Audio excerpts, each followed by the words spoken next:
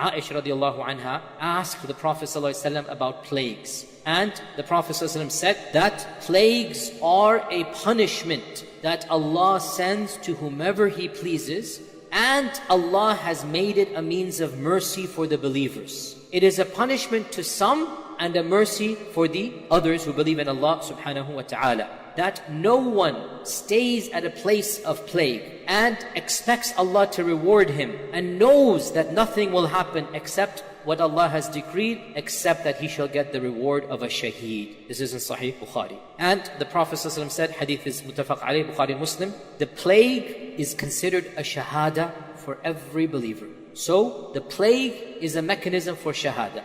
Now the context of Amwas in particular, Ta'un Amwas, which is the plague that I'm going to talk about inshallah ta'ala, it's actually narrated at an interesting time from the Prophet ﷺ. So the Prophet ﷺ did not live to see this plague, but he prophesied it. So Auf ibn Malik radiallahu ta'ala anhu, he said, I went to the Prophet ﷺ during Ghazwat Tabuk, Battle of Tabuk, and he was sitting in a leather tent alayhi salatu wasalam. And the Prophet ﷺ is sitting in his tent.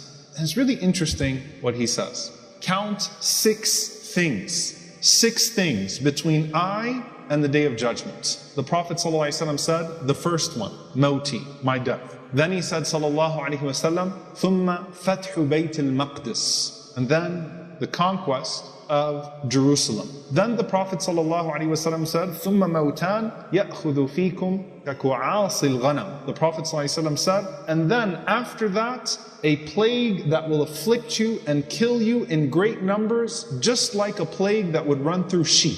The Prophet ﷺ said that would be the third thing. Then the Prophet ﷺ said, and I'll mention the other 3 just to finish the hadith, he said that you would have an increase of wealth to such an extent that even if one is given 100 dinars, he would not be satisfied. So wealth comes upon the ummah. The ummah experiences a great period of wealth. Then he said, ﷺ, an affliction, a fitna that no household, Arab household would escape. And then he said, ﷺ, a truce between you and Bani al-Asfar, which are the Byzantines, the Romans, who will betray you and attack you under 80 flags. Under each flag will be 12,000 soldiers. So the implication is that the Roman Empire would not be the traditional Roman Empire. It would break into nations and different flags, and those nations would gather against you. After you had a peace with them, they would gather against you. And you can kind of understand now why the Sahaba thought the Day of Judgment was in their time. Like if you think the Day of Judgment is around the corner and imminent, first of all, every generation of Muslims thought that. And the Sahaba themselves really thought that they were going to experience Yawm al-Qiyamah. Why? The Prophet ﷺ's death was in what year? 633. And then, literally in order, Fathu Bayt al-Maqdis, the opening of Jerusalem, was in the year 637. Okay? So just a few years pass, and then you have the opening of Jerusalem, and then you have the plague that the Prophet ﷺ was talking about of Amwas, Ta'un Amwas, which was the year 639, and the town of Amwas is a town in Palestine. It's only about 25 miles historically away from Jerusalem. So you've seen 3 of the 6 signs pass just like that in a matter of a few years. So if you feel as you're kind of watching everything happening in the world today, and you're like, it must be Yawm al-Qiyamah coming around the corner, subhanAllah, imagine if you lived in that time. So let's get to this plague. 639 in the town of Amwas, the Khilafah is the Khilafah of who? Umar ibn Khattab radiallahu ta'ala anhu. The Muslims had just entered into Jerusalem, they just settled Al-Quds. They of course were expanding in Asham, in greater Syria at the time, and actively obviously at war with elements of the Roman Empire, with the Byzantines at the time. And suddenly this plague breaks out. Ta'un breaks out, right? The earliest Muslims, some of the earliest Muslims would die in this plague. In this plague, it would be about 25,000 people that would die in Ta'un Amwas. Umar radiallahu ta'ala anhu heard about it, and Umar radiallahu anhu decided to make his way over to Asham to be with his people. Umar radiallahu anhu was a man who, if the people were suffering, he wanted to suffer with them. He said, كَيْفَ يَعْنِينِي شَأْنُ الرَّعِيَّةِ, how could I claim to be a shepherd of my flock? وَلَمْ يُصِيبُنِي مَا يُصِيبُهُمْ, and I'm not touched with what they are touched with. So I have to go struggle with them, I've got to go strive with them. So he intended to go there and to fight it himself. As he was about to enter, some of the Sahaba came to meet him. And it was typical that the generals would come out to meet the Khalifa before he enters anyway, right? To sort of inform him about the situation as is taking place. Abu Ubaidah al-Jarrah radiallahu ta'ala anhu was of course the leader at that time. He came out to Umar radiallahu anhu, and Umar radiallahu anhu asked him about the situation. Abu Ubaidah said, we are falling like sheep. Using the same language of the Prophet ﷺ, people are dying right and left. And this was the first time the Sahaba had ever encountered something of this sort. So Umar radiallahu anhu started to take shura from the people. He started to consult from them about what his next step should be. Some of them told Umar radiallahu ta'ala anhu, you should return to Medina with your core because you should not be struck with what they are struck. That, it's catastrophic as it is, but if you die from this, and if the people that you came with die from this, then that spells doom for the ummah, right? That has much greater implications for the entire ummah. So you have not yet entered, go back to Medina, take those that are with you, and don't get touched by this. Some of the Sahaba told Umar radiallahu anhu, tawakkal ala Allah, trust Allah subhanahu wa ta'ala, and you should come in and you should fight this with the people. They need to see that leadership. Most of the people told Umar radiallahu anhu, it's important for you to go back to Medina. And even if you survive this, then you might take some of its effects back to Medina, and imagine this spreading through Medina as well. Right? Think about the discussions that they're having, right? With what's available to them at the time. So Umar radiallahu anhu listened to them, and when the stakes were not just his health, but the stakes were the entire ummah, that this means that Medina could suffer, that the Khilafah could fall apart, that so much could happen. Umar radiallahu anhu is obviously thinking about the survival of Islam, he's not thinking about himself. So Umar radiallahu anhu said, if that's the case, then we should go back. Abu Ubaidah radiallahu anhu says a very famous statement to him. He says, Ya Amir al-Mu'mineen, atafirru min qadarillah. O commander of the believers, are you running away from the decree of Allah subhanahu wa ta'ala? And Umar radiallahu ta'ala anha said, لَوْ قَالَهَا غَيْرُكَ يَا أَبَا عُبَيْدَةَ. I wish someone other than you would have said that, O Abu Ubaidah. Because he loves him so much, respects him so much, holds him in such high esteem. And so he hated to have that difference of opinion with Abu Ubaidah radiallahu anhu. And he had hoped that a statement like that would come from someone else. He said, نَفِرُّ مِنْ قَدَرِ اللَّهِ إِلَىٰ قَدَرِ اللَّهِ. We are fleeing from the decree of Allah to the decree of Allah. We're fleeing, we're running away from the decree of God to the decree of God. This is probably the most important lesson to seize from this entire thing, okay? Tawakkul, trust in Allah, is not foolishness. Trust in Allah is not recklessness. Trust in Allah is al-akhdhu bil-asbab, to do your part and then put your trust in Allah subhanahu wa ta'ala. To intentionally put yourself in harm's way. And by the way, this is for the grand and for the micro, because some people really mess this concept up, okay? To put yourself in a position of harm, or to not take harm seriously because you say, it's okay,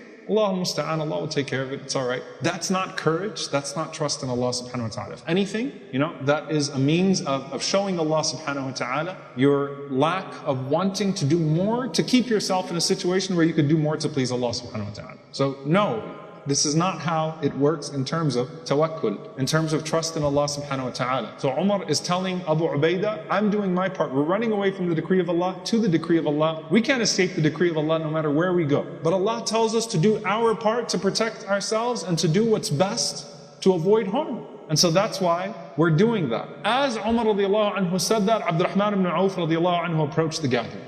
And Abdurrahman ibn Auf had heard what the debate was about. And Abdurrahman ibn Auf said, I have some knowledge of this from the Prophet ﷺ. He said, I heard the Prophet ﷺ say, إِذَا سَمِعْتُم بِالطَّاعُونِ بِأَرْضٍ. If you hear about بِطَاعُونِ بِأَرْضٍ, if you hear that a plague has struck a land, فَلَا تَدْخُلُوهَا, then do not enter into that land. وَإِذَا وَقَعَ بِأَرْضٍ وَأَنْتُم بِهَا فَلَا تَخْرُجُوا مِنْهَا. And if it strikes a place and you are in it, then do not leave that place. So again, the Prophet ﷺ say, if you hear about the outbreak of a plague in a land and you're not in it, don't go to it. And if you are in a place where the plague strikes, don't leave it, right? What does that sound like? The word that's the Q word, right? Quarantine, right? This idea of trying to contain the harm in one place as much as possible. Once Abdurrahman ibn Auf said that, then it basically settled the debate. The Prophet ﷺ said it. Umar, as he turns back to go to Medina. So Abu Ubaidah radiallahu anhu remained behind as things started to get worse in Palestine. He called for Abu Musa al-Ash'ari radiallahu ta'ala anhu, and he asked him to look for a place that they could take those that are infected out immediately and put them in one place from the rest of the population. So now let's separate the population from the rest. Anyone that's sick, let's go ahead and separate them at this point. Abu Musa radiallahu anhu said, okay. He got home. Abu Musa went home that day and he found that his wife was struck with it. And the wife of Abu Musa al-Ash'ari died that same day, radiallahu ta'ala anhu wa anha. So then Abu Ubaidah radiallahu ta'ala anhu, as Abu Musa was struck obviously with what just happened to his own household, Abu Ubaidah radiallahu ta'ala anhu, he took his camel and he started to look himself for an area that he could quarantine some of that population, that he could put that population in. And just a few hours after that, Abu Ubaidah radiallahu ta'ala anhu suddenly fell ill, and he fell down and he looked like he was about to die too. The people came to him, they rushed to him as he was about to die, and he gave this beautiful nasiha, this beautiful advice to people as he was dying. He said, "Inna Allah kataba ala bani Adam al-maut." Allah has written death upon the children of Adam. فَكُلُّهُم مَيِّتُونَ. And so all of them will die. He said, فَأَعْقَلَهُمْ مَنْ كَانَ أَطْوَعْ لِرَبِّهِ وَأَعْمَلَ لِمَعَادِهِ. He said, and so the smartest child of Adam is the one who is the most obedient to his Lord, وَأَعْمَلَ لِمَعَادِهِ, and who has done most to prepare for their journey. Now when Umar radiallahu anhu got back to Medina, he worried about Abu Ubaidah. He wanted Abu Ubaidah to come with him. So he wrote Abu Ubaidah radiallahu anhu a message. He knew that if he told him, "I'm worried about you, come to Medina," Abu Ubaidah would say no. So he sent him an ambiguous message. He said to Abu Ubaidah, "Inna li bika haja," I need you for something. And so when you receive this, فَإِذَا جَاءَكَ كِتَابِي هَذَا فَاقْدِمْ عَلَيَّ. Once this letter of mine reaches you, come to me right away. So he left it kind of ambiguous. Abu Ubaidah read the letter, radiallahu anhu, in Palestine at the time, and he laughed. So he actually laughed when he read the letter, the people around him, because he knew what Umar was trying to do. He responded to Umar radiallahu anhu, he says, "Innani la arghabu an jundi." He said, "I'm not going to leave my troops behind. Wa arda bi qada'i rabbi," and I'm satisfied with the decree of my Lord. And to die of this is shahad. So Umar radiallahu anhu wanted to protect him. Abu Ubaidah knew that, even though Umar was intentionally ambiguous in the letter that he sent to him. So he said that it'll be shahada. Umar radiallahu anhu was pacing in Medina, waiting for the letter to come back. Right? He wanted Abu Ubaidah to survive so badly. He loved him so much. And so it was either Abu Ubaidah that was going to come back or a letter that would come back. Instead, a letter came back. So Umar radiallahu anhu took the letter, the Sahaba gathered around him. He read the letter and he wept.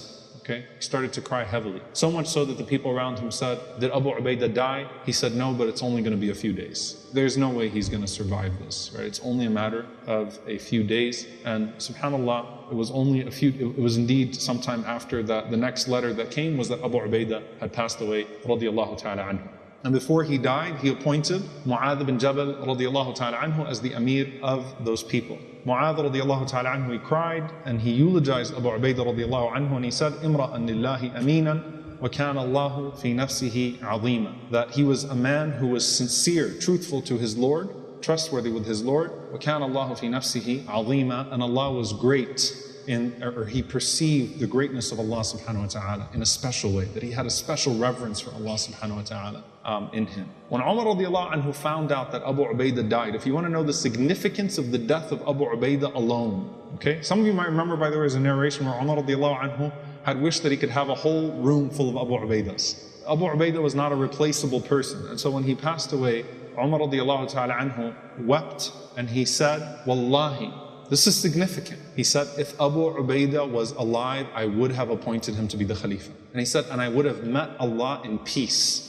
For I heard the Prophet ﷺ say, every ummah has an ameen, every ummah has a trustworthy one, and the ameen of this ummah is Abu Ubaidah."